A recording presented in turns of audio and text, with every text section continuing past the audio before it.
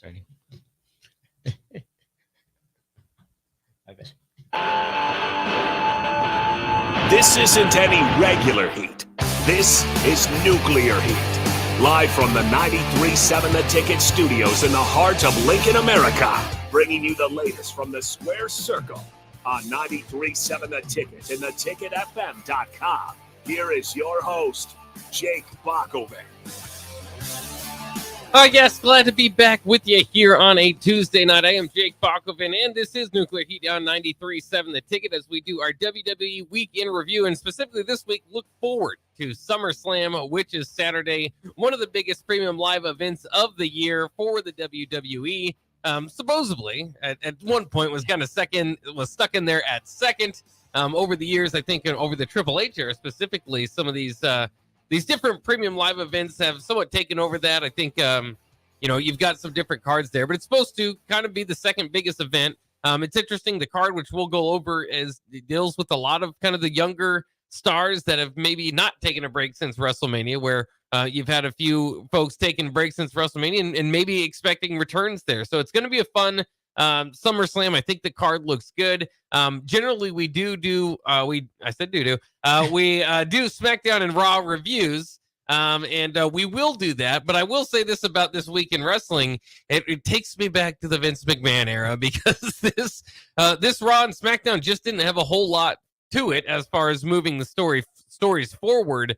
SmackDown was pre-taped in Omaha from 2 weeks ago, so some of our locals that went there maybe got a little bit more popcorn than maybe you usually would, with two filmings there. I did not necessarily know that, and then when they opened up, I noticed the Supernovas logo somewhat in the background. I was thinking, well, maybe they just did this recording or this particular interview early, and then once Bud Crawford came out, you just go, okay, this is what it is, and they weren't promoting that they were in a city. Usually they'll do that, let you know where they're at and in some of the surroundings to it. So SmackDown was pre-taped.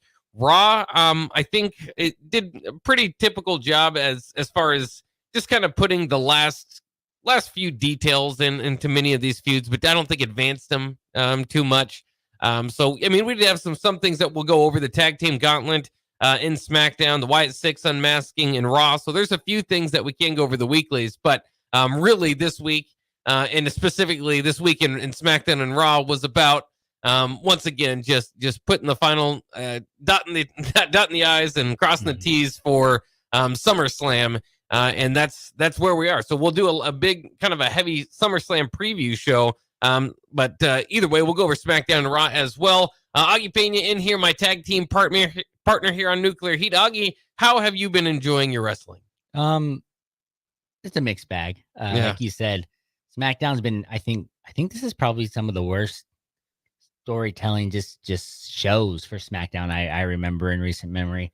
Raw, I thought, keeps hitting, but this week it kind of just was, like you said a little bit earlier, just kind of getting ready for SummerSlam, just kind of moving the storylines around. So I'd say like SmackDown, probably like a 3 out of 10. Raw, probably like a 7 out of 10. But I'm excited for the SummerSlam card because of the build up, the matches they do have. They're trying to make us maybe second guess some of our predictions on who would win, and things like that. So yeah, like you, I was very disappointed with SmackDown. Almost missed it all just because, it was essentially the same thing as when it was here in Omaha live.